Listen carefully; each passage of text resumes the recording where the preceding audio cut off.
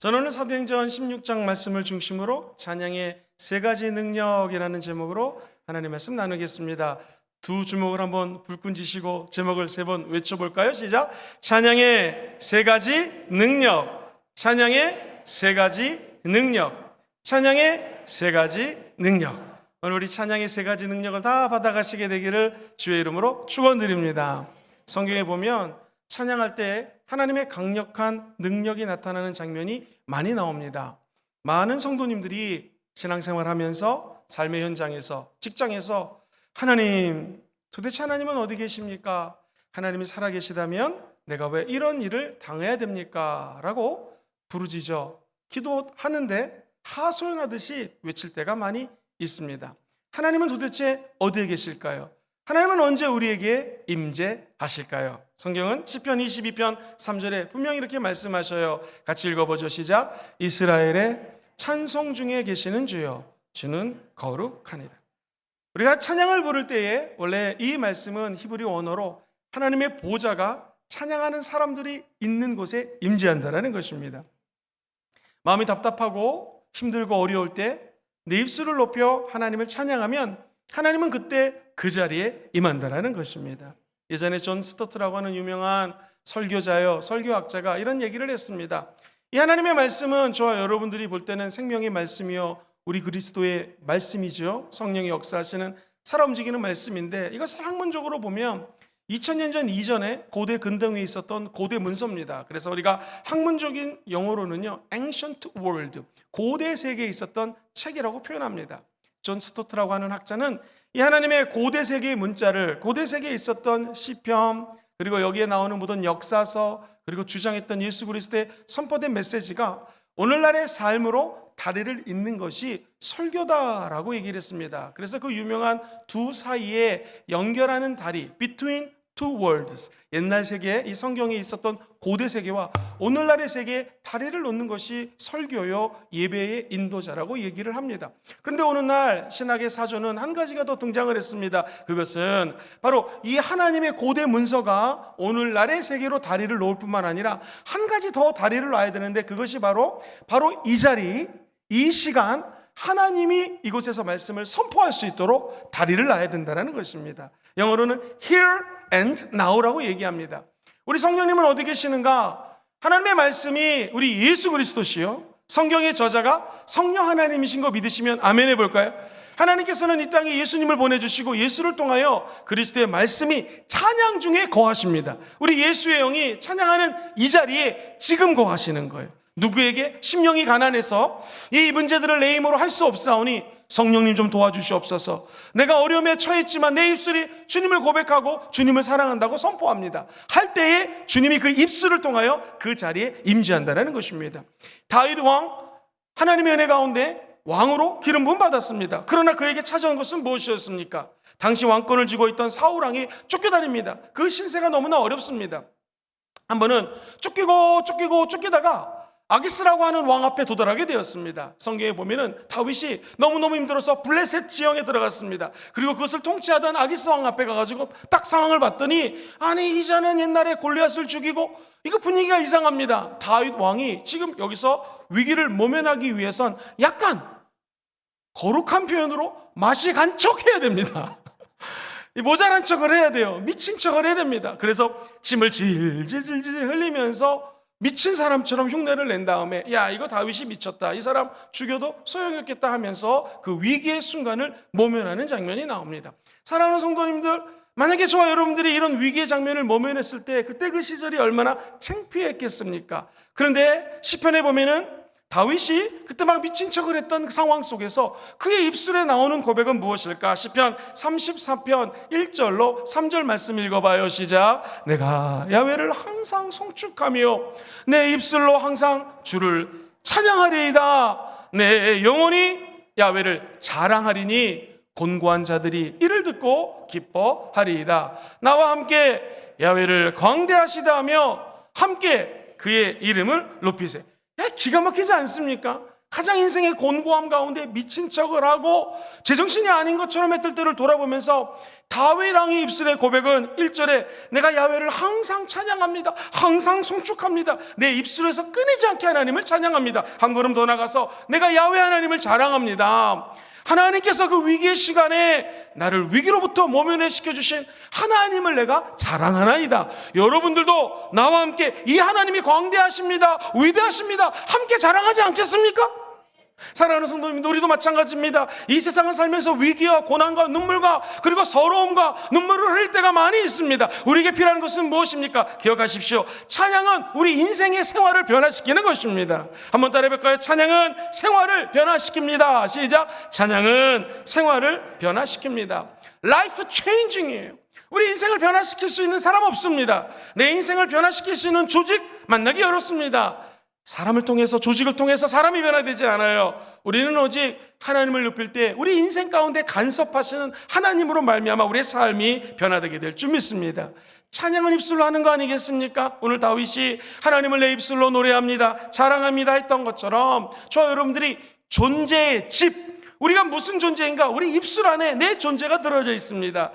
독일의 철학자 하이데거의 말입니다. 그는 찬양은 무엇인가? 언어는 무엇인가? 입술의 고백은 무엇인가? 언어는 존재의 집이라고 얘기를 했습니다. 이것은 무슨 말인가? 말을 하면 그 사람의 모습이 다 드러난다는 거예요. 그의 실체가 곧 그의 말이라는 것입니다. 최근 언어학자들도 말이 우리 인간의 중추신경을 지배하기 때문에 말한 대로 된다는 것을 많이 강조합니다. 따지고 보면 우리 예수 믿는 사람들은 하나님이 말씀으로 천지를 창조하는 것을 믿습니다. 여러분, 하나님이 천지 창조할 때 빛이 있으나 라고 말씀하니까 빛이 있었던 거 기억하시죠? 성경은 이 말씀을 요한복음 1장에 보면은 우리 예수 그리스도의 모습을 이렇게 기억하지요. 태초에 말씀이 계셨는데 이 말씀이 하나님과 함께 계셨고, 그 다음 시작. 만물이 그로 말미암아, 죄송합니다, 그는 예수님이거든요. 만물이 예수님으로 말미암아 지은 바 되었으니, 자, 그 다음 밑에서 두 번째 줄 시작. 지은 것이 하나도 예수님이 없이는 된 것이 없느니라. 다시 말해서 우리 예수님이 태초에 말씀으로 함께 계셨고, 창세기 1장 1절 태초에 하나님의 천지를 창조하시니라. 2절 하나님의 신 성령님께서 그 어려움 가운데, 어둠 가운데, 혼돈 가운데 수면 위에 운행하셨고, 3절 말씀으로 세상을 창조하실 때 그 말씀이 예수님이라는 것이죠. 이것을 시편 기자는 33편 6절에 이렇게 고백합니다. 야훼의 말씀으로 뭐가 지어졌어요? 하늘이 지었고 그 만상을 뭐의 능력으로 이루었어요? 그의 입 기운으로 이루었다고 얘기합니다.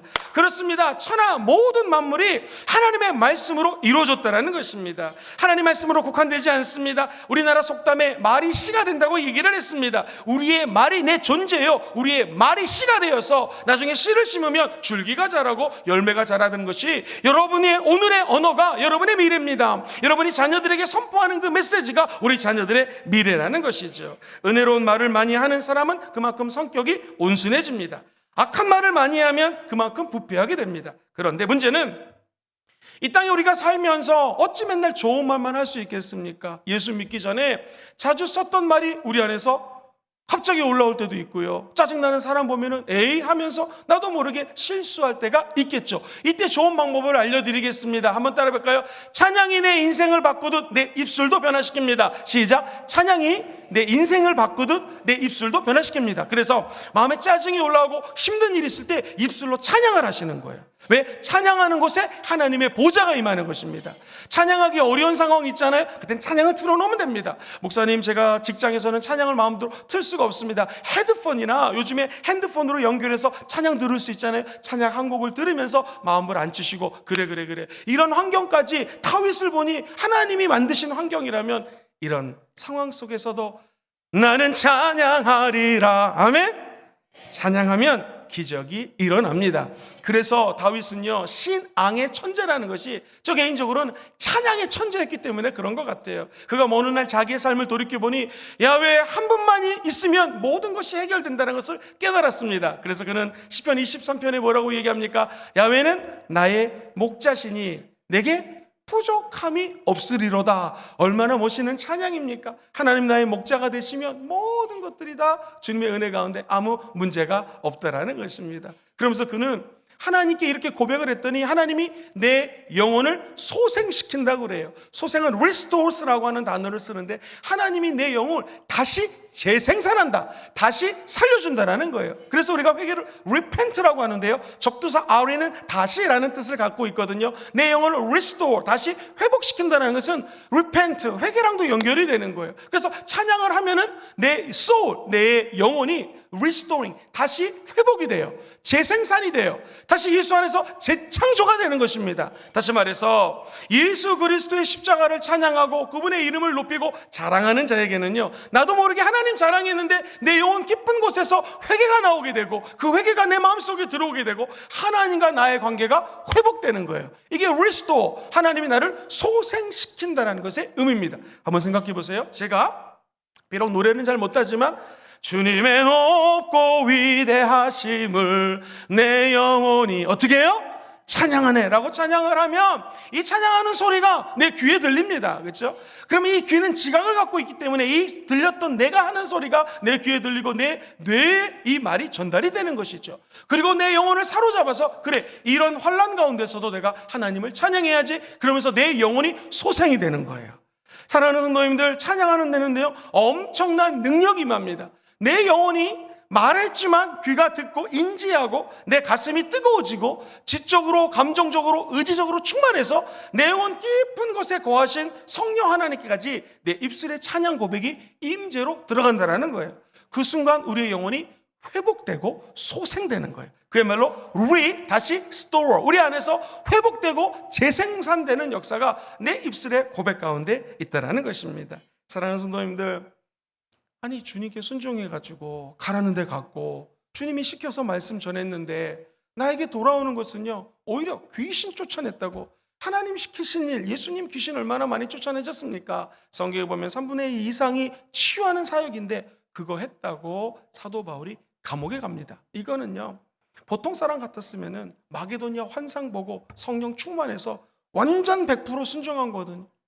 여러분, 순종은 무엇인가? 많은 사람들이 목사님 제가 내 인생에 그래도 90% 순종했습니다. 죄송합니다. 순종이 아닙니다. 순종은 100% 순종이 진짜 순종입니다. 99%도 사실은 순종이 아니에요. 근데 바울은 100% 순종했거든요. 자기 지성으로는 이쪽으로 가야 되는데 하나님께서 마게도냐 환상을 보니까 그 음성에 순종해서 반대쪽으로 간 거예요. 그래서 복음을 열심히 증거했지만 그는 귀신 쫓아냈다고, 주인이 전 봐야 되는데 귀신 들린 이 어린 아이를 네가 귀신 쫓아냈기 때문에 점으로 먹고 살 수 없으니 사도 바울을 고소합니다. 그는 오늘 성경에 보면은 엄청 두들겨 맞았습니다. 본문 16장 사도행전은요 이렇게 시작하죠. 많이 친 후에 사도 바울을 갖다가 때렸다라는 거예요. 사도 바울이 얼마나 고통스러웠는지, 나는 매 40대 맞으면 죽는 거예요. 그래서 40대는 정확히 40대가 아니라 죽기 직전 그 40대 하나 감한 거 39대 매 맞았다라는 거거든요.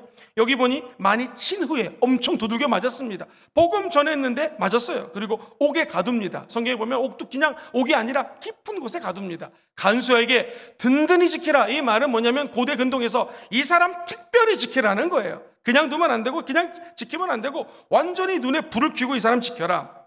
그래서 이 명령을 받고 그들이 사도 바울을 깊은 옥에 가둬버립니다. 발은 찾고 발 움직이지 못하게 쇠사슬로 묶어버렸습니다. 그리고 그 다음 절에 보면은 25절에 한밤중에 이런 상황 속에서 바울과 실라가 하는 것은 뭐예요? 기도하고 하나님을 어떻게 해요? 찬송합니다. 야, 이게 말이 쉽지 저와 여러분이라면 가능하겠습니까? 근데 사도 바울은 우리랑 틀린 게 있어요. 그건 뭐냐면 산전, 수전, 공중전, 그리고 수중전 다 겪어보니 하나님께 순종하고 하나님께 기도하고 예배드리고 찬양하는 게 자기 인생을 향한 하나님의 뜻인 것을 발견합니다. 그래서 그는 한밤중에 신라와 함께 찬양합니다. 기도합니다. 오늘날로 치면은 부흥이 오는 거예요. 재밌는 것은 수많은 사람들이 사도 바울의 노랫소리를 듣습니다. 그의 이 어려운 상황 속에서 부르짖어 기도하는 모습을 간수들이 보고 죄수들이 봅니다. 성경은 갑자기 어떤 일이 나타나는가?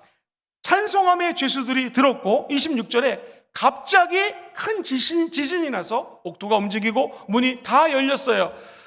우리 역사상 최초의 자동문이 바로 저 문입니다. 문이 다 열려져 버립니다. 그리고 모든 매였던 것들이 사람들이 다 풀어집니다. 이때 주목해야 될 것은 간수 이제 죽음입니다. 왜냐하면 다 탈출할 수 있기 때문에 간수에게 책임을 물으면 간수는 인생 끝납니다. 이제는 간수가 사형이거나 오히려 감옥에 되는 상황입니다. 그때 내가 어떻게 하면 예수를 믿을 수 있겠습니까? 주 예수를 믿으라, 그러면 너와 내 집안이 어떻게 해요? 구원을 얻으리라 하면서 세워진 교회가 바로 빌립보 교회입니다. 사도 바울이 나중에 로마 감옥에 갇혀서 빌립보에 편지를 쓰면서 뭐라고 합니까? 슬픔과 어려움과 눈물과 환난 가운데서도 하나님을 기뻐하라, 하나님을 찬양하라. 할렐루야. 사도 바울이 이렇게 빌립보 지역에서 사용했기 때문에 가능한 것입니다. 사랑하는 성도님들, 우리는 이 정도는 아니더라도 이제 우리가 새가족 전도 축제를 하면서 복음을 증거하다 보면 나에게 마이너스 될 때 있습니다. 인사 고가 반영할 때 오히려 올라가는 것이 아니라 떨어질 수도 있습니다. 근데 예수 믿고 구원받은 자들은요, 끝까지 주님 말씀에 순종하여 나가는 곳에 착고가 풀리고 지진이 일어나고 하나님의 영광이 그 가운데 드러나게 될 줄 믿습니다. 특별히 하나님의 일을 하면서 찬양하는 자들에게는 이런 은혜가 넘쳐날 지어다. 사랑하는 우리 모든 성도님들이 이 땅에 살면서 찬양하는 이유는 무엇인가? 내 인생이 찬양의 고백을 통하여 변할 수 있다는 거 꼭 기억하시기를 주의 이름으로 축원드립니다. 내 인생뿐만 아니라 내 주변의 삶이 내 영혼이 새롭게 됨으로 말미암아 선한 영향력을 끼치게 되는 것입니다. 오늘 이 자리에 문제가 있어서, 질병이 있어서, 남 모르는, 남에게 얘기할 수 없는 나만의 고민을 가지고 나오신 분이 있다면 하나님을 찬양하십시오. 여러분의 인생이 바뀌게 될 것입니다. 여러분의 주변이 여러분의 찬양을 통하여 변화되게 될 것입니다. 내가 야훼를 찬송하리라 하는 것을 영어로는 I'm gonna praise you 또는 I will praise you라고 얘기를 합니다. 내가 의지적으로, 이 will이라는 것은 의지를 나타내는 동사거든요. 내 의지적으로 하나님을 경배하고 자랑한다는 거예요. 똑같습니다. 오늘 힘든 게 있고 눈물이 있고 어려움이 있고 남들 모르는 애끓는 나만의 고민이 있다 할지라도 저와 여러분들이 의지를 다하여 목소리 높여 온 마음을 다하여 하나님을 경외하고 찬양하시게 되기를 주의 이름으로 축원드립니다. 내가 의지적으로 결단할 뿐만 아니라 그 많은 것 중에 하나님을 선택하고 예수님을 선택해서 자랑하시고 높일 때 저는 확신합니다. 오늘 갇혔던 감옥에서 자유케 될지어다, 착고가 풀릴지어다, 영적인 지진이 날지어다. 우리 때문에 간수가 예수 믿고 거기 있던 수많은 죄수들이 예수 믿었던 것처럼 저와 여러분의 찬양을 통하여 금정구와 부울경이 예수 믿는 동네가 되는 역사가 나타나기를 주의 이름으로 축원드립니다. 두 번째, 찬양의 능력은 무엇인가? 찬양은요, 꼭 승리를 가져다 줍니다. 시작! 찬양은 승리를 가져다 줍니다. 그야말로 victory winning이에요. 우리가 승리하는 거예요. 반드시 어떤 게임을 하거나 전쟁을 할 때 이기는 거 있잖아요. 찬양하는 사람은 절대로 질 수가 없습니다. 모압 족속, 암몬 족속, 그리고 그 당시 인근 지역에 있던 에돔 족속 사람들이 결탁을 해가지고 우리 예수 믿는 이스라엘 유다 지역을 침범하여 쳐들어오기 시작합니다. 이때 지도자는요, 하나님께 기도했습니다. 그랬더니 너희들이 전쟁하는 것이 아니다 하면서 찬양팀을 조직하라고 얘기합니다. 우리 청년 찬양팀 성가대를 조직하라는 거예요. 그래서 22절에 보면은 이 암몬과 모압 족속 그리고 세일산 거민들이 쳐들어왔을 때 이렇게 얘기를 하지요. 그 노래와 찬송이 시작될 때 드디어 찬양이 시작됩니다. 야훼께서 복병을 두어, 저를 따라해 볼까요? 야훼께서 복병을 두어. 누가 복병을 뒀어요? 야훼 하나님입니다. 그분이 복병을 마련해 놓으시고 유다를 치러 온 암몬 자손과 모압과 세일산 주민들을 치게 하심으로 그들이 어떻게 했었어요? 패했다라는 것입니다. 이 말씀의 핵심 포인트는 뭐냐면 두 가지예요. 찬양할 때 하나님이 역사하십니다. 찬양하면 하나님이 복병을 마련해 놓고 그 복병이 자중질환을 일으켜서 우리는 전쟁할 필요 없이 영적 전쟁에 승리한다는 거예요. 지금 22절을 읽었는데 그 앞에 21절과 그 앞에 23절을 같이 한번 확대해서 읽어볼게요. 21절에 보니 백성과 더불어 의논하고 노래하는 자들을 택하여 거룩한 뭐를 입혔어요? 예복, 성가대 예복 입히는 이유가 이겁니다. 두 번째, 군대 앞에서 어떻게 했어요? 행진합니다. 군대 앞에서 지금 총, 칼, 그 당시 총이 없었다면 전쟁 무기 들고 가는 군인들 앞에서 찬양팀이 행진합니다. 뭐 했어요? 행진하면서 야훼를 찬송했어요. 그러면서 밑에서 두 번째 절 시작! 이르기를 야훼께 감사하세 그의 인자하심이 영원하도다 하게 하였더니. 지금 전쟁 중에 하나님을 찬양하며 감사하는 거예요. 그때 22절이 나오는 거예요. 22절 올려주세요. 그 노래와 찬송이 드디어 시작됐습니다. 그러자 야훼께서 복병을 두고 유다를 치러 온 암몬 자손, 모압 자손, 세이사 주민들을 다 치게 함으로 그들이 졌어요. 우리가 승리했습니다. 그러면서 23절 같이 한번 23절이죠. 시작. 곧 암몬과 세일 주민들을 그들이 서로 쳐 죽였더라. 자중질환이 일어나는 것입니다. 사랑하는 성도님들, 우리도 금요철회 때마다 모여서 찬양할 때 마귀들이, 귀신들이 자중질환이 일어나가지고 무너지게 될 줄 믿습니다. 남산동, 청룡동 이 일대의 우상과 사신들이 무너지는 거 저와 여러분의 찬양하기에 달려 있습니다. 그러므로 그냥 찬양하는 것이 아니라 진심으로 찬양하셔야 됩니다. 전심으로 찬양하셔야 됩니다. 온 마음 다 찬양하셔야 됩니다. 마귀들과 싸울지라, 목사님 싸우세요, 이거 안 됩니다.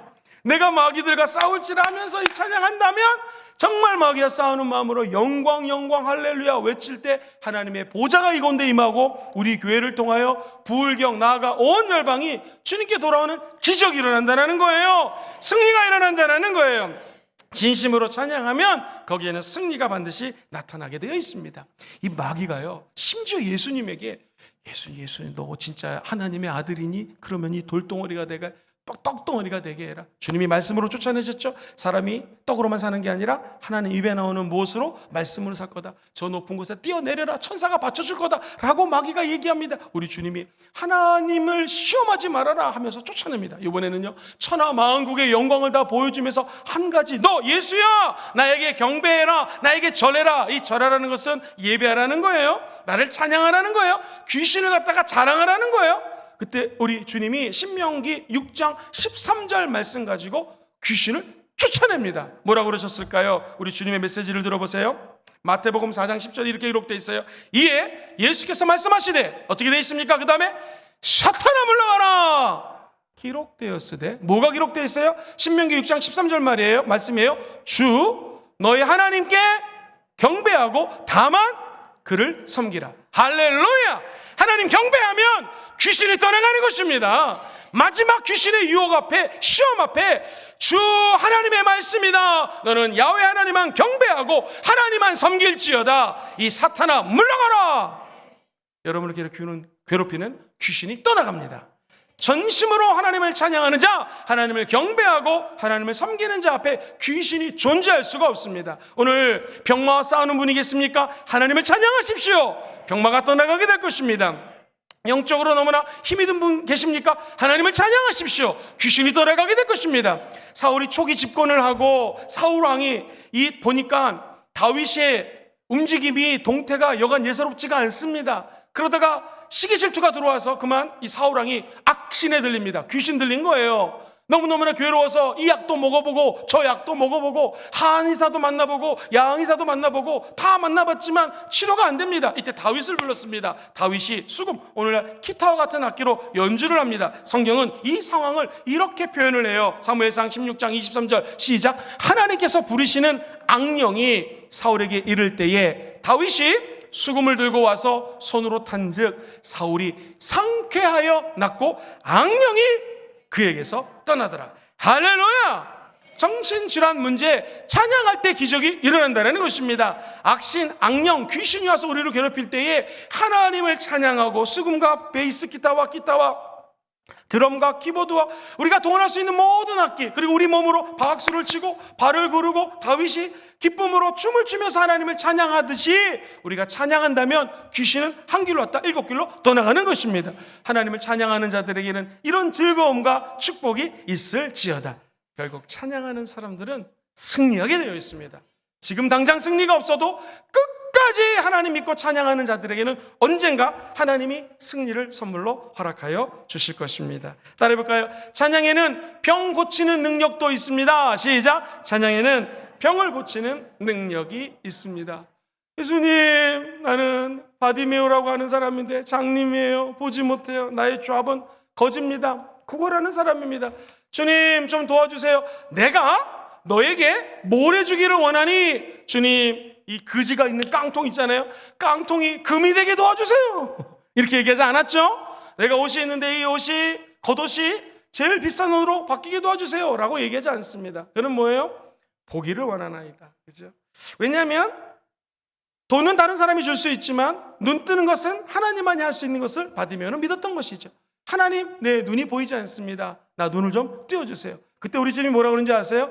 내 믿음대로 될지어다. 오늘 마찬가지입니다. 영적으로 아프고 이 바디메오처럼 소경병에 걸려있거나 보이지 않거나 아픈 사람들은요, 내가 너에게 무엇을 해줄까? 주여, 내가 보기를 원합니다. 이 질병으로부터 자유케 되기를 원합니다. 그때 여러분 기억하십시오. 우리 주님, 내 믿음대로 될지어다. 오늘 찬양할 때 그냥 듬성듬성 목사님이 하라니까, 찬양 인도자가 하라니까 그런 마음이 아니라 전심으로 하나님을 찬양하고 우리 입술로 주님을 자랑하는 자들에게 우리 주님 말씀하십니다. 내 믿음대로 될지어다. 결국 바디메오는 눈을 뜨게 되어 있습니다. 그리고 그는 그 겉옷, 거지의 상징이에요. 추울 때는 덮고 자고, 그죠? 그리고 돈이 모이면 그 돈을 갖다 바리바리 싸가지고 다녔던 그 겉옷을 던져버립니다. 그리고 예수를 쫓습니다. 오늘 찬양하는 자들마다 우리 안에 있던 질병의 겉옷을 던져버릴지어다. 눈물의 겉옷도 던져버릴지어다. 악한 귀신에 주었던 옷들도 다 던져버릴지어다. 술의 옷이라는 것도 다 던져버리게 하시고, 담배의 옷도 던져버리게 하시고, 그럴 일은 없지만 마약이나 각종 중독의 질병에 있는 모든 겉옷을 던져버리는 것, 여러분의 믿음의 찬양으로 가능하다라는 것입니다. 오늘 이 밤이 하나님을 찬양하러 말미암아 이 능력을 부여받는 귀한 밤 되시기를 주의 이름으로 축원드립니다. 제가 보고를 받았는데 요즘에 우리 순복음 금종교회에 치유하는 일들이 많이 일어납니다. 우리 성도님 중에 한 분은 교회 왔다가 이 허리에 척추 질환인데요, 협착증으로 한 4, 5년을 고생하신 거예요. 척추 협착증은 잘 낫지가 않습니다. 그런데 우리 교회 금요철에 오셨다가 하나님이 역사하셔가지고 아니 그 철회를 드리고 왔는데 척추 질환에 본인 생각에 한 80%가 난 거예요. 그래가지고 그 다음 주에 철회를 떠놓으셨는데 완전히 척추 질환이 100% 나으신 거예요. 맞습니까? 요 앞에 앉아 계십니다. 잠깐 한번 일어나시겠습니까? 우리 성도님에게 박수 한번 좀 보내주시죠. 할렐루야. 잠깐 일어나시겠습니까? 우리 할렐루야. 저기 계십니다. 좌우지간 간증을 한번 들어보세요. 여러분, 우리 사랑하는 집사님뿐만 아니라 우리 모두도 마찬가지입니다.